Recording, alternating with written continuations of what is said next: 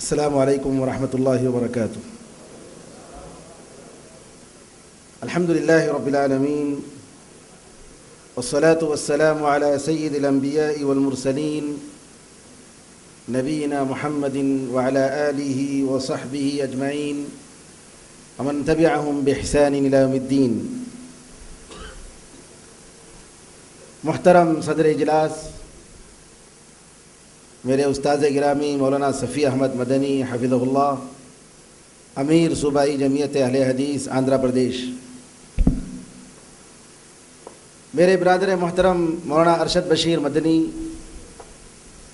مولانا عبدالوکیل مدنی، اور میرے برادر محترم جناب کاظم صاحب اور ان کے رفقاء کار، جی سی پی کے سارے ذمہ داران اور یہاں تشریف فرما علماء کرام، نوجوان اور بزرگان دین، خواتین و حضرات،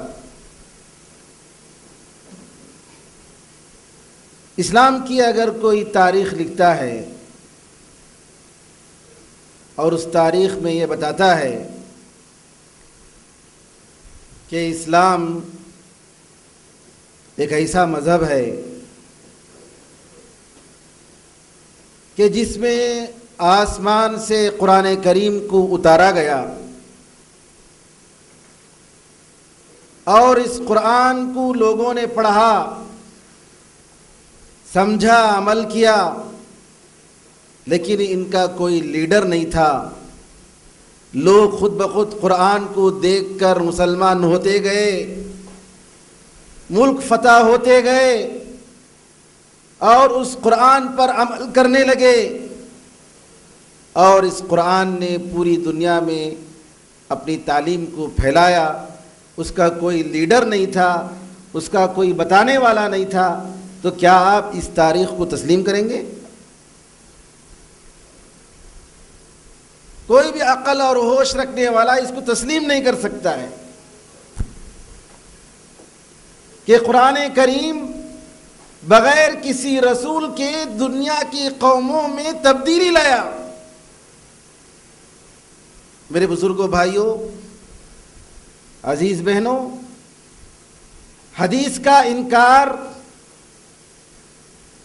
رسول اللہ صلی اللہ علیہ وسلم کی رسالت کا انکار ہے۔ شریعت بلا حدیث شریعت بلا رسول ہے۔ شریعت بلا حدیث شریعت بلا رسول ہے۔ حدیث کا انکار رسول اللہ صلی اللہ علیہ وسلم کی سیرت طیبہ کا انکار ہے، آپ کے اخلاق کا انکار ہے، آپ کے گفتار کا انکار ہے، آپ کے کردار کا انکار ہے، آپ کی مسکراہٹوں کا انکار ہے، آپ کے چال چلن کا انکار ہے، آپ کے خد و خال کا انکار ہے، رسول اللہ صلی اللہ علیہ وسلم کی ہر حرکت کا انکار ہے۔ نبی کریم صلی اللہ علیہ وسلم کی حدیث، قرآن کریم کا انکار ہے، آپ کی حدیث کا انکار۔ کیوں؟ اس وجہ سے کہ جن لوگوں نے نبی کریم صلی اللہ علیہ وسلم کی حدیثوں کو ہم تک پہنچایا، انہی لوگوں نے ہم تک قرآن کریم کو پہنچایا۔ ایک حدیث کا انکار ساری حدیثوں کا انکار ہے، کیونکہ اس ایک حدیث کو سنانے والے، روایت کرنے والے، نقل کرنے والے وہی لوگ ہیں جن لوگوں نے نبی کریم صلی اللہ علیہ وسلم کے قرآن کریم کو پہنچایا ہے۔ ایک حدیث کا انکار کرنا سارے حدیثوں کو انکار کرنے کے برابر ہے، اور حدیثوں کا انکار کرنا قرآن کریم کے انکار کرنے کے برابر ہے۔ اسی لیے ایک مسلمان ہر نماز میں ہدایت کی دعا مانگتا ہے۔ الحمدللہ ہم ایمان لائے ہیں اللہ پر، اللہ کے رسول صلی اللہ علیہ وسلم پر، فرشتوں پر، کتابوں پر، آخرت پر، تقدیر پر، سب پر ایمان لاتے ہیں، لیکن ہر رکعت میں اہدنا الصراط المستقیم ہم دعا کرتے ہیں، اے اللہ ہمیں سیدھا راستہ دکھا دے۔ انسان زندگی کے ہر موڑ میں ہدایت کا محتاج ہے، سیدھے راستے کا محتاج ہے۔ کیوں؟ تاکہ ماحول کی بگاڑ سے، ماحول کی خرابی سے، روزمرہ جو اسلام کے نام سے جو شکلیں بدلتی رہتی ہیں اور لوگ اسلام کے نام سے لوگوں کو گمراہیاں پھیلاتے رہتے ہیں، گمراہیوں میں ڈالتے رہتے ہیں، ان گمراہیوں سے بچنے کے لیے ہم ہر رکعت میں اللہ سے دعا کرتے ہیں، اہدنا الصراط المستقیم، اے اللہ ہمیں سیدھا راستہ دکھا دے۔ سیدھا راستہ نبی کریم صلی اللہ علیہ وسلم کا راستہ ہے۔ وَأَنَّ هَذَا صِرَاطِي مُسْتَقِيمًا، یہ میرا سیدھا راستہ ہے۔ نبی کریم صلی اللہ علیہ وسلم کے راستے کو اللہ نے سیدھا راستہ بتایا۔ امام مالک رحمۃ اللہ علیہ کہتے ہیں نبی کریم صلی اللہ علیہ وسلم کی سنت نوح علیہ السلام کا سفینہ ہے، نبی کریم صلی اللہ علیہ وسلم کی حدیث نوح علیہ السلام کی کشتی ہے۔ جو شخص نوح علیہ السلام کی کشتی میں سوار ہوا وہ بچا، اور جو سوار نہیں ہوا وہ برباد ہوا۔ طاؤس یمانی بڑے تابعی گزرے ہیں، عبداللہ ابن عباس رضی اللہ تعالیٰ عنہما کے شاگرد تھے۔ ان کے بارے میں آتا ہے کہ عصر کی نماز کے بعد 2 رکعت نماز پڑھتے تھے، عصر کی نماز کے بعد 2 رکعت نماز پڑھتے تھے، نفل نماز۔ عبداللہ ابن عباس رضی اللہ عنہما نے منع کیا، کہا کہ نبی کریم صلی اللہ علیہ وسلم نے عصر کی نماز کے بعد نماز پڑھنے سے منع کیا ہے، مجھے نہیں معلوم کہ تمہیں اس نماز پر اللہ تعالیٰ ثواب دے گا کہ عذاب دے گا، کیونکہ اللہ تعالیٰ فرماتا ہے کہ مومنوں کا شیوا تو یہ ہونا چاہیے کہ اگر اللہ تعالیٰ اور اس کے رسول کوئی فیصلہ کر دیں تو کہیں سمعنا و اطعنا، ہم نے سن لیا اور ہم اطاعت کر رہے ہیں۔ مومن کا یہ شیوا ہونا چاہیے، اور اگر تم انکار کرتے ہو، تم اس نماز کو پڑھتے ہو، تو ڈر ہے کہ اللہ تعالیٰ تمہیں عذاب دے۔ سعید بن مسیب رحمۃ اللہ علیہ کے بارے میں آتا ہے، سنن دارمی کی روایت ہے کہ عصر کی نماز کے بعد آپ دیکھتے تھے کہ ایک شخص نماز پڑھتا ہے۔ سعید بن مسیب رحمۃ اللہ علیہ کہتے ہیں، منع کرتے ہیں کہ نماز عصر کے بعد کوئی نفل نماز نہیں پڑھنی چاہیے۔ وہ سوال کرتا ہے، کیا اللہ تعالیٰ مجھے نفل نماز پڑھنے پر عذاب دے گا؟ تو سعید بن مسیب رحمۃ اللہ علیہ سید التابعین جواب میں عرض کرتے ہیں، نماز پڑھنے پر نہیں، رسول اللہ صلی اللہ علیہ وسلم کی مخالفت کرنے پر تمہیں عذاب دے گا۔ تم نے رسول اللہ صلی اللہ علیہ وسلم کی مخالفت کی۔ میرے بزرگوں، بھائیوں، بہنوں، علامہ ابن القیم رحمۃ اللہ علیہ سورہ حجرات کی آیت یا ایھا الذین آمنوا لا ترفعوا اصواتکم فوق صوت النبی ولا تجهروا له بالقول كجهر بعضكم لبعض ان تحبط اعمالكم وانتم لا تشعرون، اس آیت کی تفسیر کرتے ہوئے جس میں اللہ کہتا ہے، اے لوگوں جو ایمان لائے ہو، اپنی آواز کو نبی کریم صلی اللہ علیہ وسلم کی آواز سے زیادہ بلند مت کرو، اور نبی کریم صلی اللہ علیہ وسلم کی آواز سے زیادہ تمہاری آواز نہیں ہونی چاہیے۔ اپنی آواز کو اتنی بلند مت کرو کہ نبی کریم صلی اللہ علیہ وسلم کو پکارتے ہوئے، ان کو بلاتے ہوئے گستاخی ہو جائے۔ جیسا آپس میں ایک دوسرے کو پکارتے ہیں تم ویسا مت پکارو، اگر ایسا کرو گے تو تمہارے نیک عمل برباد ہو سکتے ہیں اور تمہیں معلوم بھی نہیں ہوگا۔ کون کہتا ہے؟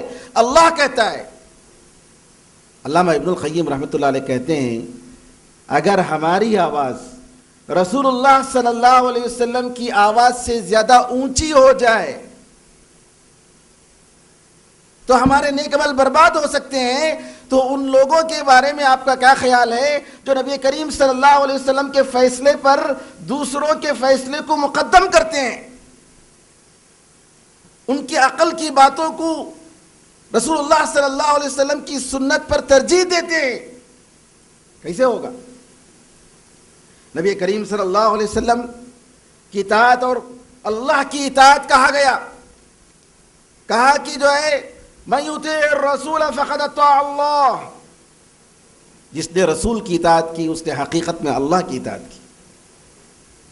نبی کریم صلی اللہ علیہ وسلم کے بارے میں بتایا گیا کہ میں اس دین کو بدل نہیں سکتا، ان اتبع الا ما یوحى الی، میری طرف جو وحی کی جا رہی ہے میں اس کو فالو کرتا ہوں، میں کچھ نہیں کر رہا ہوں، میرا کوئی اس میں اختیار نہیں ہے، اللہ کی طرف سے جو بھی آ رہا ہے میں اسی کی فالو کر رہا ہوں، اسی کی اتباع کر رہا ہوں۔ اور یہ معلوم ہونا چاہیے کہ نبی کریم صلی اللہ علیہ وسلم کی حدیث کا انکار یہ بھی نبی کریم صلی اللہ علیہ وسلم نے بتایا، یہ بھی نبوت کی دلیل ہے۔ آپ نے کہا کہ میرے بعد کچھ لوگ آئیں گے جو کہیں گے کہ قرآن میں جو کچھ ہے اس پر عمل کرو اور قرآن میں جو نہیں ہے اس کو چھوڑو۔ نبی کریم صلی اللہ علیہ وسلم نے کہا سنو، الا انی اوتیت الکتاب ومثلہ معہ، سنن ابی داؤد کی روایت ہے، نبی کریم صلی اللہ علیہ وسلم فرماتے ہیں سنو مجھے قرآن دیا گیا ہے اور اسی جیسی ایک اور چیز دی گئی ہے۔ وہ کون سی ہے؟ وہ نبی کریم صلی اللہ علیہ وسلم کی حدیث ہے۔ قرآن کریم کے زمانے میں جو لوگ تھے صحابہ کرام عربی زبان جانتے تھے، لیکن اس کے باوجود قرآن کریم کی بہت ساری چیزوں کو نبی کریم صلی اللہ علیہ وسلم نے معنی بتایا کہ اس کا معنی یہ ہے۔ نبی کریم صلی اللہ علیہ وسلم کے زمانے میں عدی رضی اللہ تعالیٰ عنہ صبح صادق اور صبح کاذب، صبح صادق کے شروع ہونے سے روزے کا وقت شروع ہوتا ہے، صبح کاذب کے شروع ہونے سے فجر کی نماز کا وقت شروع ہوتا ہے۔ قرآن میں اللہ نے کہا فَكُلُوا وَاشْرَبُوا حَتَّى يَتَبَيَّنَ لَكُمُ الْخَيْطُ الْأَبْيَضُ مِنَ الْخَيْطِ الْأَسْوَدِ مِنَ الْفَجْرِ، سفید دھاگا کالے دھاگے سے جب تک واضح نہیں ہو جاتا اس وقت تک تم کھاؤ اور پیو، یعنی سحری کرو، لیکن جب سفید دھاگا نظر آنے لگے تو کھانا پینا چھوڑ دو، سحری کا ٹائم ختم ہو گیا، روزے کا وقت شروع ہو جاتا ہے۔ عدی رضی اللہ تعالیٰ عنہ صحابی تھے، اپنے تکیے کے نیچے سفید دھاگا اور ایک کالا دھاگا رکھ کر دیکھنے لگے، نظر آ رہا ہے کیا دیکھنے لگے، سمجھ میں نہیں آیا ان کو۔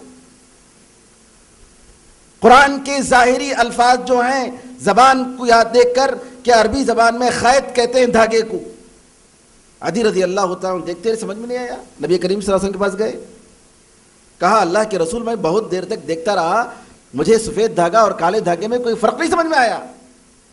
نبی کریم صلی اللہ علیہ وسلم نے کہا ارے میں تو سمجھ رہا تھا کہ تم بڑے عقل والے ہو، کیسے وہ آسمان کا افق تمہارے تکیے کے نیچے آ گیا؟ اس سے مراد صبح صادق اور صبح کاذب ہے۔ کون بتایا؟ نبی کریم صلی اللہ علیہ وسلم نے بتایا۔ قرآن کریم کی آیت کی تشریح کرنی پڑی۔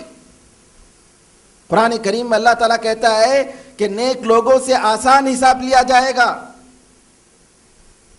حساباً یسیرا، اللہ نے آسان حساب کہا، نبی کریم صلی اللہ علیہ وسلم نے فرمایا کہ حساب سے مراد یہاں صرف پیش کیا جائے گا ارے بندے تو نے دنیا میں ایسا کیا تھا، یاد ہے؟ تو نے یہ گناہ کیا تھا، تمہیں یاد ہے؟ تم نے یہ غلطی کی تھی، تمہیں یاد ہے؟ دنیا میں میں نے تمہارے گناہوں کو چھپایا تھا اور آج میں معاف کر رہا ہوں، جا صرف پیش کرے گا۔ لیکن اگر اللہ تعالیٰ سوال کرے گا تم نے کیوں کیا، تمہیں اتنا دیا تھا تم نے کیا کیا، اگر اللہ تعالیٰ پوچھ گچھ شروع کر دے تو وہ تو عذاب میں جائے گا، اس کو تو دوزخ میں جانا ہے۔ نبی کریم صلی اللہ علیہ وسلم تشریف فرمائی۔ اسی طریقے سے قرآن کریم میں اللہ تعالیٰ فرماتا ہے کہ بعض اللہ تعالیٰ کی جب آیتیں آئیں گی قیامت کے قریب تو نبی کریم صلی اللہ علیہ وسلم نے فرمایا کہ ان نشانیوں سے مراد، ان آیتوں سے مراد، قیامت کے قریب کی جو نشانیاں ہیں اس سے مراد سورج کا مغرب سے نکلنا ہے۔ کون بتایا؟ نبی کریم صلی اللہ علیہ وسلم نے۔ کلمہ طیبہ کا شجرہ طیبہ قرآن میں ہے، کلمۃ طیبہ، الم تر کیف ضرب اللہ مثلا کلمۃ طیبۃ کشجرۃ طیبہ، اچھے کلمے کی مثال اچھے درخت کی مثال ہے۔ حدیث میں آیا ہے کہ اس درخت سے مراد کھجور کا درخت ہے۔ اسی طریقے سے اللہ نے فرمایا کہ ایمان لانے والوں کو اللہ تعالیٰ دنیا میں بھی ثابت قدمی عطا کرے گا اور آخرت میں بھی ثابت قدمی عطا کرے گا. تو آخرت میں ثابت قدمی سے مراد قبر کے عذاب میں اللہ تعالیٰ قبر کے موقع پر جو شخص جو مومن ہے جو نیک ہے اس کو اللہ تعالیٰ صحیح صحیح جواب دینے کی توفیق عطا فرمائے گا، قبر کے عذاب سے بچائے گا. اللہ تعالیٰ فرماتا ہے کہ یثبت اللہ الذین آمنوا بالقول الثابت فی الحیاۃ الدنیا وفی الآخرہ. یہود و نصارہ اپنے علماء کی اطاعت کرتے تھے، اگر وہ حرام کو حلال کہتے تو مان لیتے، حلال کو حرام کہتے تو مان لیتے. نبی کریم صلی اللہ علیہ وسلم نے فرمایا کہ اللہ نے جو کہا ہے کہ یہ لوگ ان کی پوجا کرتے تھے، عبادت کرتے تھے، یہ مراد ہے. بے شمار آیتوں کی نبی کریم صلی اللہ علیہ وسلم نے تفسیر بتائی، صرف عربی زبان سے اس کو پہچانا نہیں جا سکتا ہے. قرآن کریم کی تفسیر حدیث ہے، ورنہ اس کے بغیر قرآن کریم کو سمجھا نہیں جائے گا. اللہ نے قرآن میں کہا کہ چور کا ہاتھ کاٹو، تو ہاتھ یہ بھی ہے اور یہ بھی ہے اور یہ بھی ہے، کہاں سے کاٹیں گے؟ نبی کریم صلی اللہ علیہ وسلم نے بتایا کہ کوہنی سے کاٹنا ہے، ہتھیلی کاٹنی ہے. یہ نہیں کہ آپ جو ہے یہاں ہاتھ پورا کاٹ رہے ہیں، ہتھیلی کاٹنی ہے. چور کا ہاتھ کاٹنا ہے تو اس سے مراد کیا ہے نبی کریم صلی اللہ علیہ وسلم نے بتایا. امام ابن حزم رحمۃ اللہ علیہ فرماتے ہیں اگر کوئی کہتا ہے کہ ہم قرآن کو نہیں مانتے حدیث کو مانتے ہیں تو اس کے لیے ایک رکعت نماز پڑھنا کافی ہے، اور ویسا ہی کر رہے ہیں. جیسا کہ آپ نے سنا کہ بعض لوگ کہتے ہیں نماز حرام ہے، حج حرام ہے، زکوٰۃ حرام، سب حرام. کون سا دین رہ گیا بھائی؟ اسلام کے 5 ارکان آپ کہتے ہیں سب حرام کر دیے، تو کیا دین باقی رہ گیا؟ کیا قرآن باقی رہ گیا؟ صحابہ کے زمانے میں کچھ لوگوں نے یہ فتنہ شروع کیا تھا، اور اسی وقت صحابہ اکرام رضی اللہ اجمعین نے اس پر انکار کیا اور کہا کہ نبی کریم صلی اللہ علیہ وسلم کی حدیث کو جو نہیں مانے گا وہ مسلمان نہیں ہے. جو لوگ حدیث کو نہیں مانتے ہیں، کتا، بلی، جی چیتا، بھیڑیا، درندہ جانور سب ان کے پاس حلال ہے. اور یہ لوگ نبی کریم صلی اللہ علیہ وسلم کی بات کو تو مانتے نہیں ہیں، انکار کرتے ہیں، لیکن کیا کرتے ہیں؟ ان کے مرضی کے مطابق جو لوگ فیصلہ کرتے ہیں، جو اسلام میں حجاب کا، پردے کا خیال نہیں کرتے ہیں، جو داڑھی کو اسلام کا حصہ نہیں مانتے، رسول اللہ صلی اللہ علیہ وسلم کی سنت کو تسلیم نہیں کرتے ہیں، جو اپنے کپڑوں کو ٹخنے سے نیچا رکھنا چاہتے ہیں، جو مغربی طرز و تہذیب کو اپنانا چاہتے ہیں، جو اپنے آپ کو انٹلیکچوئل کہتے ہیں، نعوذ باللہ، یہ لوگ نبی کریم صلی اللہ علیہ وسلم کی سنت کا انکار کرتے ہیں. اور ساری شریعت، سارا قانون، زندگی کا، حکومت کرنے کا اور کرمنل لا، یہ سب کہاں سے لیتے ہیں؟ اپنے مغربی استاذوں سے لیتے ہیں. آپ کو معلوم ہونا چاہیے کہ انٹلیکچوئل کے نام سے آج مغربی دنیا مسلمان